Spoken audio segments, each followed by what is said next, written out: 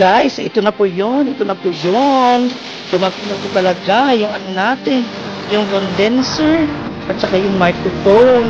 So guys, saglit lang po. Aasimbolin po muna natin ito. So aasimbolin, papakita ko po sa inyo pagkatapos. Aasimbolin ko po muna. Yan mga kachika. Pagkatapos po natin na-assemble, eto na po siya mga kachika. Ayan na po ang ating condenser. Ayan na po siya mga kachika. Na-attach na po siya sa laptop. Ito na po ating magic microphone. Makoy, thank you so much Makoy. Ito na po yung sponsor niyo sa akin na microphone Makoy.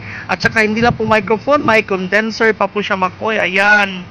Kaya inaano ko na talaga kasi nga ang laki-laki ng pinadala mo Makoy. So ito na po yon. Ito na po yon. So ayan na, nakuha na po sa ating laptop.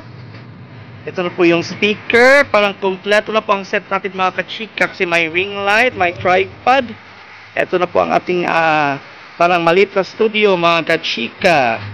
So okay na po siya. Ito na po siya. Ito na po siya ang ating microphone. Microphone pang streaming or stream microphone. At saka yung condenser natin. Syempre maraming salamat kay Garza TV, kay Makoy. Thank you so much. Maraming salamat po sa inyong lahat dyan. Thank you.